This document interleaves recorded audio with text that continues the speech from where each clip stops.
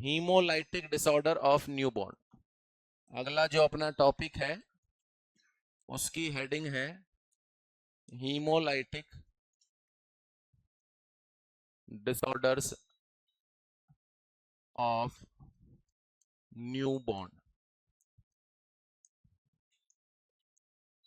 इसमें मेनली जो बीमारी शामिल है उस बीमारी का नाम है एरिथ्रोब्लास्टोसिस फीटलिस। एरिथ्रोब्लास्टोसिस फीटलिस, इसी को नाम देते हैं RH इनकम्पेटिबिलिटी। बीमारी है RH सिस्टम पढ़ने के बाद हीमोलाइटिक डिसऑर्डर ऑफ न्यूबॉर्न, और इसी को नाम देते हैं RH इनकम्पेटिबिलिटी। बेस समझे, बीमारी का बेस क्या है। RH सिस्टम आप भली बाती समझ चुके हैं। पॉजिटिव वाला पॉजिटिव को ब्लड, नेगेटिव वाला नेगेटिव को ब्लड, नेगेटिव वाला पॉजिटिव को ब्लड दे सकता है। पॉजिटिव वाला नेगेटिव को ब्लड अगर देगा तो एंटीबॉडी का निर्माण हो जाएगा। कितना समय लगेगा? यानी ये वाला ब्लड ट्रांसफ्यूजन कभी भी नहीं होना चाहिए। क्या नहीं होना चाहिए? पॉजिटिव वाले का ब्लड कभी भी नेगेटिव वाले को नहीं मिलना चाहिए। चलिए जी डिस्कशन करते हैं। एक मदर है, ये बेबी है, दोनों के बीच का कनेक्शन है प्लेसेंटा। क्या है? 9 मंथ तक यह अपनी आरबीसी खुद बनाता है और मदर की आरबीसी अलग होती, यानी पूरे 9 महीने तक बच्चे और मदर की आरबीसी मिक्सअप नहीं होती। 9 मंथ तक दोनों की आरबीसी अलग अलग होती है। बच्चा अपनी आरबीसी खुद बनाता है और मदर की आरबीसी अलग होती। क्या इन दोनों का ब्लड ग्रुप अलग अलग हो सकता है? यस, बिल्कुल हो सकता है, क्योंकि फादर पर भी डिपेंड करता है। जब बच्चे की डिलीवरी होती है तो माना गया है due to some unknown cause placenta separation के दौरान इस बच्चे का 5 से 10 ml ब्लड मदर में चला जाता है। कितना? किसका? बच्चे का। किसमें? मदर में चला जाता है। अब यदि यहां पर कंडीशन एबनॉर्मल हुई, एबनॉर्मल इन द सेंस कि मिसमैच वाली हुई, तो बताओ रिएक्शन होना पॉसिबल है?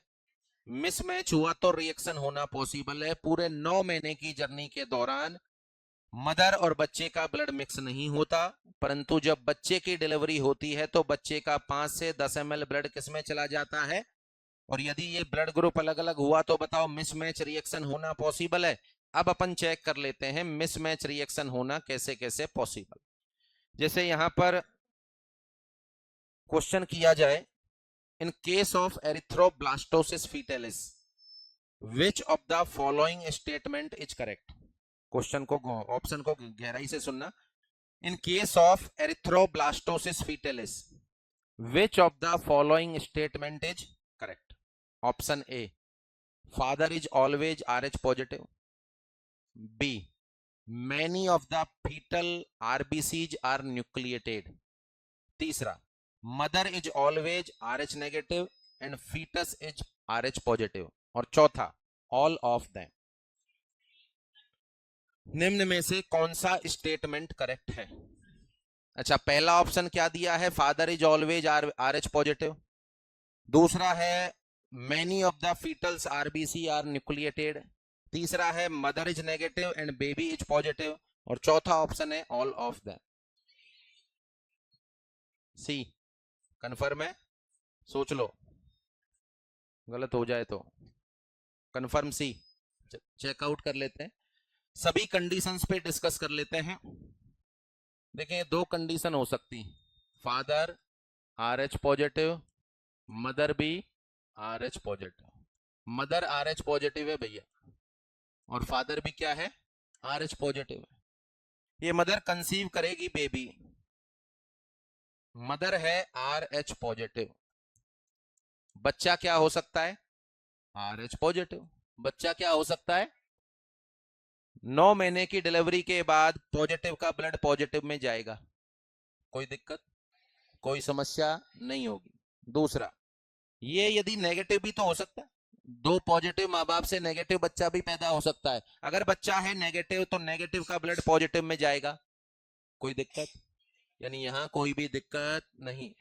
अगर आप फादर को नेगेटिव माने, फादर है आर एच नेगेटिव, तो बच्चा क्या हो सकता है, आर एच पॉजिटिव भी हो सकता है। और देखो फिर से वही कंडीशन, मदर यदि आर एच पॉजिटिव है तो ये पॉजिटिव हुआ तो पॉजिटिव का ब्लड पॉजिटिव में जाएगा, और ये मान के चलो बच्चा नेगेटिव हुआ तो नेगेटिव का ब्लड, यानी एक चीज कंफर्म है, मदर यदि पॉजिटिव है तो कोई समस्या नहीं है। मदर यदि पॉजिटिव है तो कोई समस्या, यानी जिनका फीमेल का blood group are H positive है उनमें यह बीमारी होने वाली, किन में हो सकती है बीमारी, तो अगली कंडीशन देखें, मदर और father are H negative, mother भी आर एच नेगेटिव, बताओ बच्चे, भाई पॉजिटिव होने का सवाल ही, यानी जितने भी बच्चे होंगे वो सभी नेगेटिव, नेगेटिव का ब्लड नेगेटिव में जाएगा, नेगेटिव का ब्लड नेगेटिव में जाएगा, कोई समस्या है क्या। तीसरी और एक लास्ट कंडीशन बची हुई है कि यदि अपन मान के चले फादर है आर एच पॉजिटिव, फादर है और मदर है आर एच नेगेटिव, मदर क्या है आर एच नेगेटिव और बच्चा हो रहा है आर एच पॉजिटिव, ये जब बेबी होगा 9 मंथ में डिलीवरी होगी तो इस आर एच पॉजिटिव का ब्लड बताओ किस में जाएगा, बताओ समस्या होगी, 5 से 10 ml ब्लड जाएगा तो समस्या होगी क्या। चलो जी कंफर्म हो गया, एरिथ्रोब्लास्टोसिस फीटेलिस या हीमोलाइटिक डिसऑर्डर ऑफ न्यूबॉर्न में मदर हमेशा नेगेटिव होगी, बच्चा हमेशा और फादर भी हमेशा। देखिए कई बार फादर के रोल को गौण कर देते हैं, मानते हैं जी फादर से कोई मीनिंग नहीं, मदर नेगेटिव होनी चाहिए, अगर फादर भी नेगेटिव हुआ तो कभी ये बीमारी होंगी नहीं। अपन ने पढ़ा है दोनों नेगेटिव हुए तो बताओ बच्चा हमेशा, इसका मतलब इन बीमारियों में फादर 100% पॉजिटिव होगा, अगर फादर भी नेगेटिव है मदर भी नेगेटिव है तो बच्चा हमेशा नेगेटिव होगा। तो यहाँ यह भी 100% कंफर्म है कि इस एरिथ्रोब्लास्टोसिस फीटेलिस के केस में फादर हमेशा क्या होंगे, क्योंकि ये जो पॉजिटिव जीन है ये कहां से मिलेगा, फादर से, पॉजिटिव जीन कहां से मिलेगा, तो यहाँ इस कंडीशन को भी मैंडेटरी माना गया है, क्योंकि फादर यदि नेगेटिव हुआ तो पॉजिटिव बच्चा होना पॉसिबल ही नहीं है, तो मदर हमेशा क्या होगी नेगेटिव, बच्चा क्या होगा पॉजिटिव, और यहाँ फादर भी क्या होंगे पॉजिटिव होंगे। Come on to next condition क्या डेवलप हुई है, फादर तो है आर एच पॉजिटिव, फादर है आर एच पॉजिटिव और मदर है आर एच नेगेटिव, मदर है R H negative, first pregnancy की प्लानिंग हुई है, ये फर्स्ट बेबी कंसीव किया है, फर्स्ट बेबी यदि बाई चांस होता है आर एच पॉजिटिव, ये प्लेसेंटा है, मदर का ब्लड ग्रुप है आर एच नेगेटिव, यहाँ जो आरबीसी बन रही हैं उन पर डी एंटीजन नहीं है, यहाँ जो आरबीसी बन रही हैं बच्चे में उनमें क्या मौजूद है। अच्छा ये बात तो कंफर्म है 9 महीने तक ना तो बच्चे का ब्लड मदर में जाएगा ना ही मदर का ब्लड बच्चे में जाएगा। 9 मंथ पर डिलीवरी हो गई, प्लेसेंटा सेपरेट हुआ, और इस सेपरेशन वाली कंडीशन में, अच्छा पहले बच्चे में कोई नुकसान हुआ क्या, पहले बच्चे में कोई नुकसान होने वाला नहीं है। यहाँ डिलीवरी हो गई, बच्चे का 5 से 10 ml ब्लड कहाँ चला गया, मदर में चला गया, ये जो ब्लड गया था ये कैसा था पॉजिटिव, कैसा था, मदर में जो आरबीसी हैं वो कैसी हैं, तो बताओ मदर की लिम्फोसाइट इन आरबीसी को फॉरेन बॉडी समझे क्या, और फॉरेन बॉडी समझा जाएगा तो कंफर्म है मदर की बॉडी में क्या पैदा होंगी, ये लो जी, बट ये 72 घंटे बाद पैदा होंगी, कितनी देर बाद। अब पहले तो मुझे ये उत्तर दो, क्या इसके बाद मदर को कोई नुकसान होगा, कोई नुकसान होगा क्या, नहीं होगा। हाँ इतना होगा कि ये जो 10 ml ब्लड आया था ये नष्ट हो जाएगा 72 घंटे बाद इन एंटीबॉडी से, मात्र कितना 10 ml, मात्र कितना, और ये 10 ml भी मदर का खुद का थोड़ी था, ये 10 ml भी कहां से आया था, बच्चे से आया था, तो मदर को कोई नुकसान होने वाला, पहला बच्चा सही सलामत हो गया, कोई समस्या नहीं आई, परंतु एक समस्या पैदा हो गई कि मदर की बॉडी में क्या बन गई, एंटीबॉडी बन गई। कम ऑन टू नेक्स्ट, अगला बेबी की प्लानिंग हुई, दूसरा बेबी कंसीव किया और इत्तेफाक से ये भी है RH पॉजिटिव। ये क्या है? RH पॉजिटिव है। मदर है RH नेगेटिव। मदर क्या है? RH negative. मदर के ब्लड में क्या मौजूद है? एंटीबॉडी मौजूद हैं। 3 महीने बाद जब प्लेसेंटा का फॉर्मेशन होगा, चौथे महीने, 5वें महीने, 6ठे महीने में कंडीशन ये डेवलप होगी कि ये एंटीबॉडी इस प्लेसेंटा को क्रॉस करके पहुंचेंगी बच्चे में। कहाँ?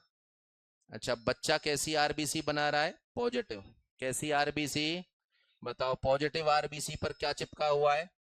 जब ये वाली एंटीबॉडी पहुंचेंगी तो क्या आरबीसी का डिस्ट्रक्शन होगा? ये लो जी, आरबीसी का डिस्ट्रक्शन होने लग गया। मदर के यूट्रस में, बच्चे के अंदर आरबीसी का डिस्ट्रक्शन हो रहा है। बच्चे में आरबीसी का डिस्ट्रक्शन होगा तो क्या बच्चे में हाइपोक्सिया पैदा होगा? बच्चे में हाइपोक्सिया पैदा होगा तो बच्चे की किडनी क्या ज्यादा सीक्रेट करेगी? एरिथ्रोपोइटिन। एरिथ्रोपोइटिन ज्यादा सीक्रेट होगा तो ये बोन मैरो को स्टिमुलेट करेगा और उससे बोलेगा जल्दी जल्दी आरबीसी बना, और बोन मैरो तेजी के साथ आरबीसी का निर्माण करेगा। जब तेजी के साथ आरबीसी का निर्माण होगा तो क्या वह मैच्योर हो पाएंगी? नहीं, इमेच्योर आरबीसी ब्लड में आ जाएंगी। बड़े बड़े साइज की आरबीसी ब्लड में आ जाएंगी, और ये बड़े साइज की आरबीसी ऐसी होंगी जो न्यूक्लिएटेड होंगी। 20-20 माइक्रोन की आरबीसी आ जाएंगी, और ये आरबीसी कैसी होंगी? न्यूक्लिएटेड होंगी। न्यूक्लिएटेड होने का मतलब इनके द्वारा ऑक्सीजन को कैरी करना पॉसिबल। देखो, एक वर्ड कॉमनली अपन काम में लेते हैं, जैसे leukocytosis. Leuko, what is this? Increase number of leukocyte. Thrombocytosis, increase number of thrombocyte. ये जो सेल हैं जो न्यूक्लिएटेड आरबीसी हैं, इनको बोलते हैं एरिथ्रोब्लास्ट। क्या बोले? एरिथ्रोब्लास्ट। न्यूक्लिएटेड आरबीसी को क्या बोले? अच्छा, यहां फीटस में एरिथ्रोब्लास्ट के नंबर बढ़ गए। एरिथ्रोब्लास्ट के नंबर बढ़ गए। क्या बोल दूं? जब अभी आप आंसर दे रहे थे ल्यूकोसाइटोसिस, थ्रोम्बोसाइटोसिस, तो एरिथ्रोब्लास्ट के नंबर बढ़ने को क्या बोल दूं? एरिथ्रोब्लास्टोसिस। बच्चे में या फीटस में? अरे बच्चे में या फीटस में? So that's why the disorder is known as erythroblastosis fetalis. The disorder is known as erythroblastosis। पहले बच्चे में कोई समस्या हुई क्या? दूसरे बच्चे में समस्या हुई। चलो अब इसमें उल्टा चलते हैं। बीमारी का नाम है dear erythroblastosis fetalis. What is the meaning of this? Fetus के अंदर एरिथ्रोब्लास्ट की संख्या। What are the erythroblast? Large size nucleated RBC. Large size. भैया एरिथ्रोब्लास्ट के नंबर क्यों बढ़ गए? क्योंकि बच्चे का बोन मैरो जल्दी जल्दी से आरबीसी बना रहा है। जल्दी जल्दी आरबीसी क्यों बना रहा है? क्योंकि बच्चे की खुद की आरबीसी क्या हो रही है? डिस्ट्रॉय हो रही है। अरे आरबीसी के डिस्ट्रॉय होने का कारण क्या है? Due to the antigen antibody reaction. ये एंटीबॉडी बच्चे में कहां से आई? मदर से। कहां से आई? अच्छा, मदर में एंटीबॉडी कहां से आई? जब पहला बच्चा डिलीवर्ड हुआ था तो यहां पर कुछ 5 से 10 ml ब्लड चला गया था, जिसकी वजह से मदर में किसका फॉर्मेशन हो गया? एंटीबॉडी का, जिसकी वजह से दूसरे बच्चे में एक बीमारी हो गई। बीमारी का क्या नाम है? Erythroblastosis foetal. बच्चा अभी यूट्रस के अंदर है, बच्चे का जन्म नहीं हुआ है। यदि मैं डिस्कस करूं बच्चे में बीमारी पैदा हो गई है, भैया कौन सी बीमारी? Erythroblastosis fetalis. अगर मैं बच्चे में मैच्योर आरबीसी को गिनूं अभी यूट्रस के अंदर, तो इनकी संख्या नॉर्मल या नॉर्मल से कम।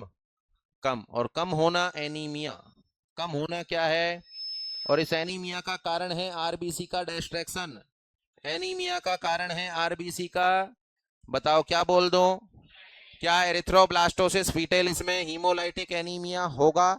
चलो, कंडीशन नंबर 1। कंडीशन नंबर 2, जब यहां आरबीसी का डिस्ट्रैक्शन होगा तो बिलीरुबिन लिबरेट होगा, और बिलीरुबिन लिबरेट होगा तो डेवलप हो जाएगा जॉइंडिस, और इस जॉइंडिस का नाम बोल दो हीमोलाइटिक जॉइंडिस। जॉइंडिस का नाम बोल दो हीमोलाइटिक जॉइंडिस। अच्छा, चूंकि यहां बच्चा चौथे, 5वें, 6ठे, 7वें महीने की बात है, तो ब्लड ब्रेन बैरियर इतना मैच्योर नहीं है। ये बिलीरुबिन ट्रिपल बी को पार कर जाएगा, ब्रेन में पहुंच जाएगा। कंडीशन को नाम देंगे अपन कर्निकटेरस। कंडीशन को क्या नाम देंगे? चले, एक बहुत सिंपल सा हिंदी वर्ड यदि मैं इस्तेमाल करूं, भैया यहां तो कंडीशन इतनी भयानक हो चुकी है कि बच्चे के खून का पानी हो गया। बच्चे के खून का, अच्छा खून का मेन मतलब आरबीसी होता है। सारी आरबीसी टूट गई, जो आरबीसी बनी भी है वो भी मैच्योर। तो बच्चे के खून का पानी हो गया। खून का पानी होने का मतलब है किडनी को काम करने के लिए ब्लड चाहिए, ब्लड नहीं मिल रहा। हो सकता है जब ये बच्चा पैदा हो आप इसकी जान बचाएं तो कंडीशन आपको देखने को मिले भैया किडनी काम नहीं कर रही, बच्चे में किडनी काम नहीं कर रही, कंडीशन हो गई रीनल शटडाउन या रीनल फेलियर, रीनल शटडाउन या रीनल। अच्छा एक बात बताओ भैया, बच्चे के हार्ट को खुद को वर्क करने के लिए ऑक्सीजन चाहिए, और ऑक्सीजन कौन पहुंचाएगा?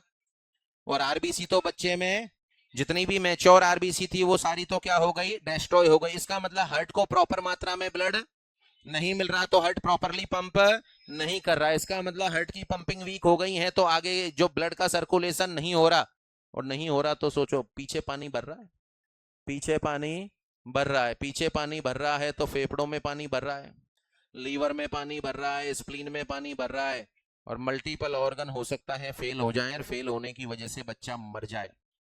जब इस बच्चे का जन्म हुआ तो मरा हुआ बच्चा था, मरे हुए बच्चे का पोस्टमार्टम करके देखा तो उसके मल्टीपल ऑर्गन में पानी भरा हुआ था, लीवर में पानी भरा हुआ, पेट में पानी भरा हुआ, स्प्लीन में पानी भरा हुआ, फेफड़ों में पानी भरा हुआ।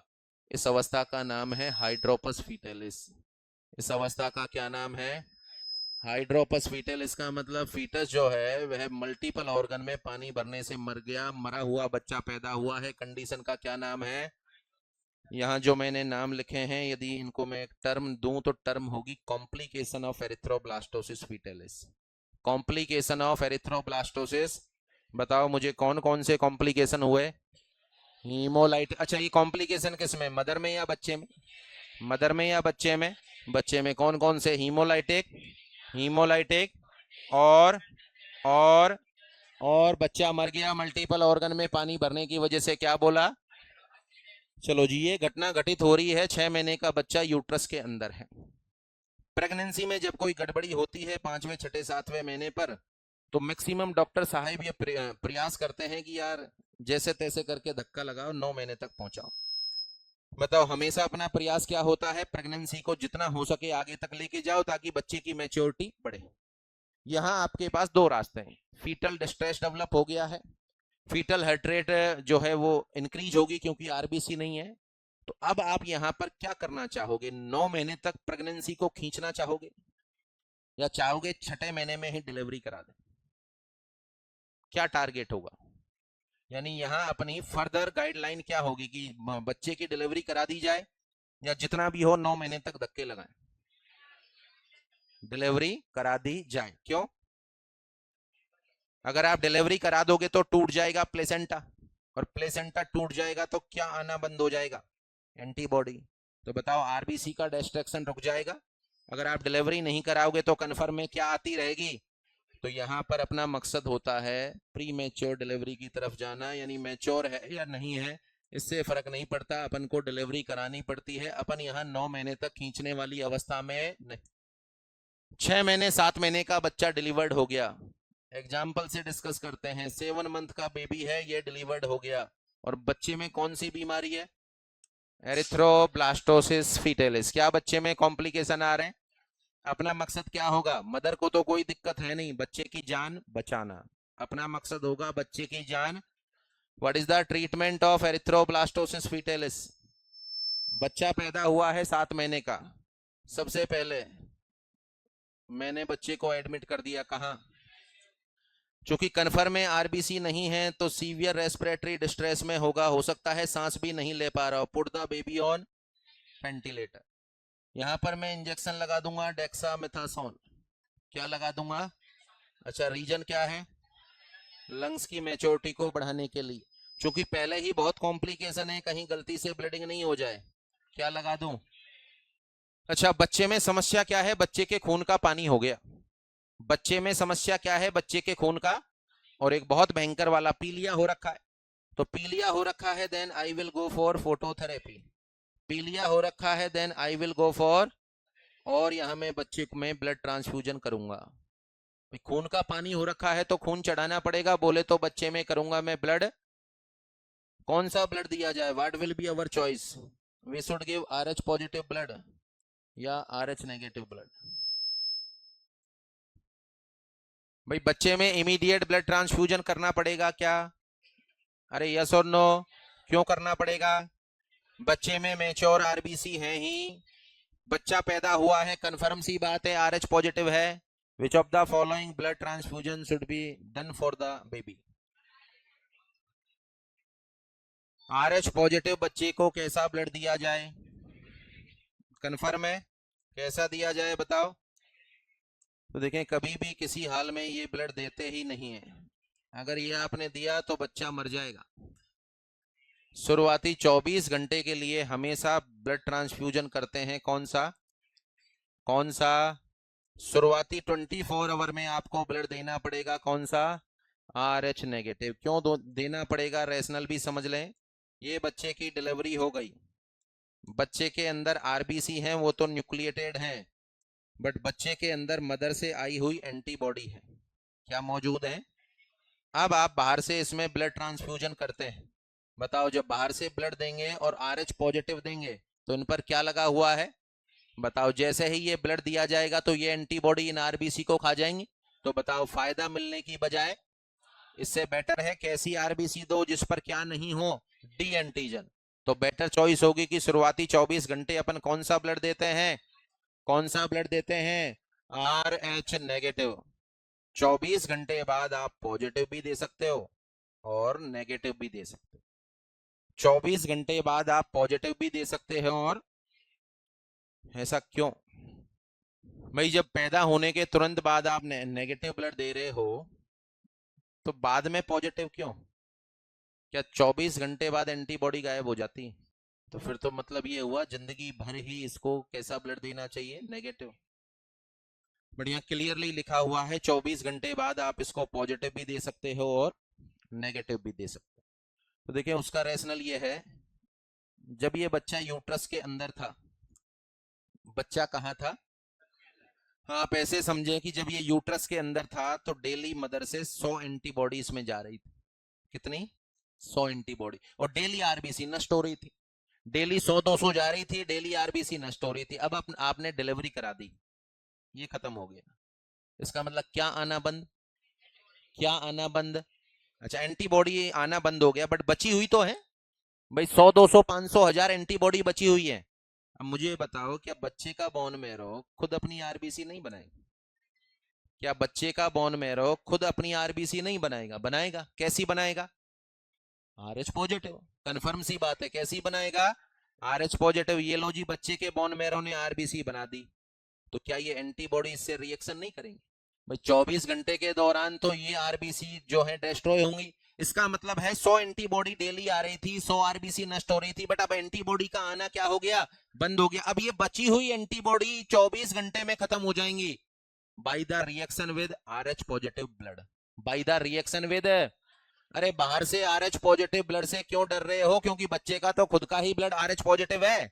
तो शुरुआती 24 घंटे में तो जितनी भी RBC बनेंगी उनका नष्ट होना तय है। अब आप बाहर से भी यदि पॉजिटिव RBC देते हो तो इसका मतलब बाहर वाली तो मैच्योर RBC है और उनको जैसे ही बच्चे को दिया जाएगा, बताओ, एंटीजन एंटीबॉडी रिएक्शन होगी, तो देने का कोई फायदा ही नहीं होगा। तो क्या 24 घंटे बाद ये एंटीबॉडी खत्म हो जाएंगी? आंसर है यस। आंसर है, कैसे खत्म हो जाएंगी? क्योंकि बच्चा खुद अपनी RBC बनाएगा और बच्चे की RBC कैसी है? RH positive. कैसी है? तो बच्चे की RBC शुरुआती 24 घंटे में बन रही है, नष्ट हो रही है, बन रही है, नष्ट हो रही है, बट एक फायदा हो रहा है, इनके नष्ट होने से शरीर में क्या और नष्ट हो रही है? एंटीबॉडी। क्या नष्ट हो रही है? अब जी और एंटीबॉडी बन जाएंगी। कहां से बन जाएंगी? प्लेसेंटा तो खत्म भाई, कहां से बन जाएंगी? प्लेसेंटा तो खत्म हो गया। इसका मतलब ये एंटीबॉडी 24 घंटे में नष्ट हो जाती है। 24 घंटे बाद आप बच्चे को नेगेटिव भी दे सकते हो और भाई नेगेटिव तो लाइफ लॉन्ग दे सकते हो, कोई समस्या ही नहीं है, बट यहाँ नेगेटिव भी दिया जा सकता है और पॉजिटिव भी दिया जा सकता है। तो बताओ, रैशनल क्लियर हुआ क्या? विद इन 24 आवर कैसा ब्लड देना चाहोगे? RH negative. 24 घंटे बाद पॉजिटिव भी दे सकते हो और नेगेटिव भी दे सकते हो। तो क्या 24 घंटे में जो एंटीबॉडी है वो नष्ट हो जाएंगी? कैसे? बच्चा खुद जो RBC बनाएगा वो कैसी है? RH पॉजिटिव, और उनसे एंटीबॉडी रिएक्शन कर जाएंगी, तो 100 एंटीबॉडी बची होंगी तो 100 RBC बनने पर नष्ट हो जाएंगी। और एंटीबॉडी का सोर्स अपन ने काट ही दिया है, क्या नाम था उसका? प्लेसेंटा। तो 24 घंटे बाद दोनों में से कोई सा भी ब्लड दे सकते हो। ये हो गया treatment of child born with erythroblastosis fetalis. Treatment of child born with erythroblastosis fetalis क्या पढ़ा अपन ने, पूरी जर्नी को एक बार फिर से अपन कवर करें तो अपन ने डिस्कस किया है, जब एक RH नेगेटिव मदर एक RH पॉजिटिव बच्चा कंसीव करती है, यदि ये पहला बच्चा है तो पहले बच्चे में कोई समस्या होने वाली, बट पहले बच्चे की डिलीवरी के दौरान ये RH पॉजिटिव बच्चे का 5 से 10 ml ब्लड किसमें चला जाता है, मदर में, और मदर में ब्लड जाएगा तो मदर के अंदर किसका फॉर्मेशन हो जाएगा, एंटीबॉडी का। ना तो मदर को कोई नुकसान हुआ ना पहले बच्चे को कोई नुकसान हुआ, दोनों ही ठीक ठाक है। परंतु नेक्स्ट टाइम जब यह मदर दोबारा से प्रेगनेंसी में जाएगी और दूसरा बच्चा भी RH पॉजिटिव होगा और 3 महीने बाद जब प्लेसेंटा का फॉर्मेशन होगा तो चौथे पांचवें छठे महीने में बहुत सारी एंटीबॉडी जो मदर के ब्लड में बनी थी वो प्लेसेंटा को क्रॉस करके बच्चे में पहुंच जाएंगी और बच्चे की आरबीसी को खाने लग जाएंगी।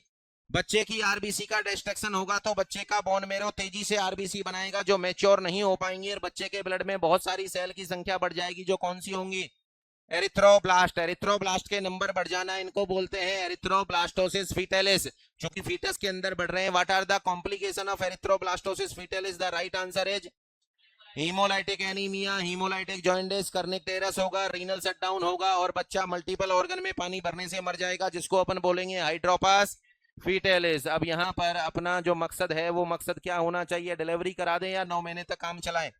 डिलीवरी कराने के बाद अपना टारगेट होगा बच्चे की जान बचाना। बच्चे की जान बचाने का मेजर क्या होगा, इसको अपन नाम दे रहे हैं, हेडिंग दे रहे हैं, ट्रीटमेंट ऑफ एरिथ्रोब्लास्टोसिस फीटलिस। बच्चे को एनआईसीयू में भर्ती कर दिया, वेंटी पे ले लिया, डेक्सा लगा दिया, विटामिन के लगा दिया, फोटोथेरेपी दे दी और खून का पानी बन चुका है, उसके लिए खून देना जरूरी है। खून कैसा दिया जाए, शुरुआती 24 घंटे में RH नेगेटिव दिया जाए, 24 घंटे बाद आप नेगेटिव और पॉजिटिव दोनों दे सकते हैं, क्योंकि ऐसा अज्यूम किया जाता है 24 घंटे में क्या खत्म हो जाएंगे, एंटीबॉडी। कैसे खत्म हो जाएंगी, बच्चा खुद अपनी आरबीसी बनाएगा, उनसे एंटीबॉडी की रिएक्शन हो जाएगी। एंटीबॉडी के आने का सोर्स अपन ने बंदी कर दिया है। तो यहां अपन ने डिस्कस कर लिया how the erythroblastosis fetalis develops, what are the complication in baby suffering from the erythroblastosis fetalis, और एक अपन ने डिस्कस कर लिया ट्रीटमेंट ऑफ एरिथ्रोब्लास्टोसिस फीटलिस।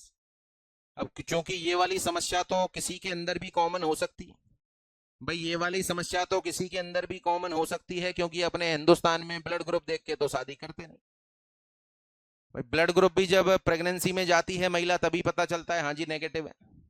तो क्यों ना इसका प्रिवेंशन कर लिया जाए, क्यों ना इसका क्या कर लिया जाए। तो how can you prevent this disorder erythroblastosis foetal, इसका प्रिवेंशन क्या हो सकता है। तो देखें इसके प्रिवेंशन की गाइडलाइन है, इसके प्रिवेंशन की गाइडलाइन है, एक इंजेक्शन आता है रोगाम, इंजेक्शन है रोगाम जो लगाया जाता है मदर को, जो लगाया जाता है मदर को। मदर कैसी है, RH नेगेटिव, क्योंकि RH पॉजिटिव में अपन ने डिस्कस कर लिया है यह बीमारी होने वाली ही जब भी RH negative mother RH positive बच्चे को जन्म देगी तो बच्चे के जन्म के 72 आवर्स के दौरान अपन रोगाम लगाते हैं। बच्चे के जन्म के 72 आवर्स के दौरान अपन रोगाम लगाते हैं। पहला सवाल मेरा आपसे, व्हाट इज द रोगाम, एंटीजन और एंटीबॉडी। अच्छा मुझे बताएं रोगाम का रोल क्या है, मदर में एंटीबॉडी बनने से रोकना। अच्छा यही होगा सारी ये पूरी बीमारी की जड़ क्या है, मदर में बनने वाली एंटीबॉडी। तो अपन मदर में क्या बनना रोकना चाह रहे हैं, एंटीबॉडी। तो अपन क्या लगा रहे हैं, रोगाम, ताकि मदर में क्या नहीं बने। तो मेरा सवाल है what is the RhoGAM, it is a antigen और एंटीबॉडी। रोगाम क्या है, एंटीजन और एंटीबॉडी। देखें ये मदर का यूट्रस है, ये बेबी है जो RH पॉजिटिव है। जब इसकी डिलीवरी होगी तो 5 से 10 ml ब्लड चला जाएगा मदर में। ये जो 5 से 10 ml ब्लड जाएगा उन पर क्या लगी हुई है, डी एंटीजन। अगर ये 10 ml ब्लड को आप नष्ट कर दें तो बीमारी की जड़ खत्म हो जाए। भाई ये 10 ml ब्लड से ही तो एंटीबॉडी का निर्माण हो रहा है, तो ये जो इनको नष्ट करना है तो इन पर क्या चिपकी हुई है, एंटीजन। इसका मतलब मैं रोगाम लगाऊंगा तो रोगाम शायद इनको नष्ट करता होगा। भाई रोगाम इन आरबीसी को नष्ट करता होगा, तो मुझे बताओ ये जब एंटीजन है तो रोगाम क्या हुआ, एंटीबॉडी। रोगाम क्या हुआ, तो यहाँ पर जो अपन लगाते हैं रोगाम, उस रोगाम को नाम दिया जाता है एंटी डी गामा ग्लोबुलिन। क्या नाम है? तो यहाँ हमेशा ध्यान रखना है anti D gamma globulin. What is this? It is A antibody. What is this? It is ए। अच्छा जी, इसका फिक्स टाइम क्यों है सर? 72 घंटे में ही क्यों लगाते हैं? 5-6 दिन बाद लगा दें भाई। 5-6 दिन बाद तो इनका काम पूरा हो जाएगा। 72 घंटे में शरीर में क्या बन जाएंगी? तो एंटीबॉडी बनी गई, उसके बाद एंटीबॉडी लगाने का कोई फायदा ही। तो फिक्स टाइम है 72 घंटे के बाद यदि रोगाम लगाओगे तो उसका कोई भी बेनिफिट। तो जब जब एक RH positive, RH negative mother RH positive बच्चे को जन्म देगी तो बच्चे के जन्म के 72 घंटे के दौरान क्या लगाते हैं? रोगाम लगाते हैं। What is the RhoGAM? RhoGAM is a, जिसको नाम दिया जाता है एंटी डी। हम नॉर्मली इसकी डोज क्या है, जो बहुत पुरानी वाली गाइडलाइन है 2024 से पहले वाली, वो गाइडलाइन इस बात को कहती है कि रोगाम को अपन को लगाना चाहिए, फिक्स इसकी 3 डोज दी जानी चाहिए। देखें, जो मदर है वो यदि RH नेगेटिव है, क्योंकि जब ANC के लिए जाती है तो ब्लड ग्रुप चेक होता है और उसका जो ANC कार्ड बनता है उसके ऊपर ही लिख देती है डॉक्टर RH नेगेटिव। तो वो RH नेगेटिव में पहली डोज तो लगनी चाहिए कब? 28 वीक पर। दूसरी डोज लगनी चाहिए 32 वीक पर और तीसरी लगनी चाहिए बच्चे के जन्म होने के। दूसरा इसकी गाइडलाइन में है जी, क्या एबॉर्शन के बाद भी इसकी डोज लगनी चाहिए? तो उसमें बताया हुआ है यदि एबॉर्शन होता है और 12 वीक से कम है, एबॉर्शन होता है और कितने से कम है? 12 वीक से कम है, तो इसकी डोज लगती है 50 से 100 माइक्रोग्राम। 50 से 100 माइक्रोग्राम ये इसकी डोज लगनी चाहिए। अभी नई गाइडलाइन आ गई है। अच्छा, सबसे पहले इसकी नॉर्मल डोज कितनी होती है यदि मैं बताऊं? 300 माइक्रोग्राम या 1500 इंटरनेशनल यूनिट। 300 माइक्रोग्राम या 1500 इंटरनेशनल यूनिट रूट होता है इसका IM। पुरानी गाइडलाइन कहती है पहली डोज तो 28 वीक पे लगाओ रोगाम की, दूसरी 32 पे लगाओ, तीसरा बच्चे के जन्म होने के 72 घंटे के दौरान लगाओ। 100% प्रिवेंशन मिलेगा। अगर एबॉर्शन हुआ है 12 वीक से कम है तो 50 से 100 माइक्रोग्राम की डोज आप लगा सकते हो। अभी नई गाइडलाइन है 2024 की, उन्होंने थोड़ा सा परिवर्तन किया है। उन्होंने कहा है जी अब 12 वीक से कम का एबॉर्शन है तो भले से मत लगाओ, कोई रिस्क नहीं। अगर एबॉर्शन 12 वीक से कम का है तो डोज लगाने की जरूरत ही there is no need to administer the RhoGAM. 12 week से कम पर डोज लगाने की जरूरत। अगर 12 वीक से ज्यादा है तो जेस्टेशनल एज पर डिपेंड करेगा और आप डोज लगा सकते हैं 100 माइक्रोग्राम से 300 माइक्रोग्राम। 100 माइक्रोग्राम से, अगर मान के चलो 20 वीक से ऊपर की प्रेगनेंसी है तो 250 माइक्रोग्राम लगाते हैं, 16 की है तो 200 लगाते हैं, 14 की है तो 150 लगाते हैं। ये एज पर डिपेंड करता है, क्योंकि ऐसा माना जाता है कि जितना लेट यदि एबॉर्शन वाली कंडीशन है उतना ब्लड लॉस ज्यादा होगा और उतने बच्चे मदर में ब्लड जाने की संभावना ज्यादा होगी। बाकी यहाँ पर जो नॉर्मल डोज लगाते हैं वो डोज लगाई जाती है 300 माइक्रोग्राम, 1500 इंटरनेशनल यूनिट। दूसरा इसमें परिवर्तन किया है कि 3 नहीं 2 डोज ही काफी है। आप पहली डोज तो लगा दो 28 वीक पर, अभी लेटेस्ट गाइडलाइन कहती है पहली डोज तो कब लगा दो, और दूसरी लगा दो बच्चे के जन्म होने के 72 घंटे के दौरान। ये तीसरी डोज को मिस कर दिया है, फिर भी कहीं कहीं पर अभी भी लगाई जाती है। तो लेटेस्ट गाइडलाइन के अनुसार ये कहा गया है कि रोगाम की डोज लगनी चाहिए कितनी? 2। एक तो लगनी चाहिए कब? दूसरी लगनी चाहिए बच्चे के जन्म होने के, हो सकता है एक आध बुक के अंदर आपको ये भी लिखा हुआ मिले, तो ये पुरानी गाइडलाइन के अनुसार है 3 डोज होनी चाहिए। आज की गाइडलाइन कहती है कितनी? 2 डोज होनी चाहिए। पुरानी गाइडलाइन में कहा गया था 12 वीक से कम का एबॉर्शन है तो भी लगाओ, अभी कहा गया है 12 वीक से कम के में रोगाम लगाने की जरूरत। 12 वीक से ज्यादा है तो डोज लगाई जाती है, डोज होती है 100 से 300 माइक्रोग्राम। तो that is the complete prevention of erythroblastosis fetalis. Is that clear? तो यहाँ पर तो ऐसा माना गया है कि 28 छोड़ो, ये 72 घंटे वाली लग जाए वही बहुत। अगर एक डोज भी लग गई तो भी 99% प्रिवेंशन हो जाता है। Is that clear? तो प्रिवेंशन ऑफ एरिथ्रोब्लास्टोसिस फीटल, इसमें अपन ने क्या सीखा? और बता दूं आपको सबसे ज्यादा सवाल ही इसी बिंदु पर आए। आपके एग्जाम में जो सबसे ज्यादा सवाल हैं वो इसी बिंदु पर आए। कौन सा बिंदु है? प्रिवेंशन। प्रिवेंशन के लिए क्या लगाते हैं? What is the RhoGAM? किसको लगाते हैं? मदर का ब्लड ग्रुप होना चाहिए और बच्चा डिलीवर्ड होगा RH पॉजिटिव। यानी जब भी RH negative mother RH positive बच्चे को डिलीवर्ड करेगी तो बच्चे की डिलीवरी के 72 घंटे के दौरान रोगाम लगना चाहिए। डोज कितनी है? 300 माइक्रोग्राम या 1500 इंटरनेशनल यूनिट। उसके अलावा अपन ने यहाँ, अच्छा, इसका रूट कौन सा है? नॉर्मली डोज लगाते हैं आज की तारीख में दो, एक तो 28 वीक पर और दूसरी बच्चे के जन्म के 72 घंटे के दौरान। और उसके अलावा एबॉर्शन होता है 12 वीक से ज्यादा का है तो 50, 100, 150, 200, 250 अकॉर्डिंग टू जो प्रेगनेंसी है उसके अनुसार डोज लगाई जाती। तो that is the prevention of erythroblastosis fetalis. तो बताओ टोटल सभी बिंदु क्लियर हुए क्या? अरे ऑल पॉइंट्स आर क्लियर। क्या क्या सीखा है अपन ने इसमें? सबसे पहले बीमारी डेवलप कैसे होती है। दूसरा अपन ने सीखा है what is the complication of child suffering from erythroblastosis fetalis. कौन कौन से बोले? हीमोलाइटिक एनीमिया, हीमोलाइटिक जॉइंडिस और कर्निकटेरस और रीनल शटडाउन और हाइड्रोपस फीटलिस। एक अपन ने सीखा what is the treatment of child suffering from erythroblastosis fetalis. NICU, venti, oxygen, dexamethasone, vitamin K, phototherapy और ब्लड ट्रांसफ्यूजन। कैसा ब्लड? RH negative. 24 घंटे बाद उसको पॉजिटिव और नेगेटिव दोनों दे सकते हैं। चूंकि इस बीमारी का ट्रीटमेंट करना बेहतर है या प्रिवेंशन, और प्रिवेंशन के लिए लगाते हैं RhoGAM. What is the RhoGAM? Antibody, नाम है anti D gamma globulin. Dose normally कितनी? 300 माइक्रोग्राम या 1500 इंटरनेशनल यूनिट। रूट कौन सा? डोज कितनी?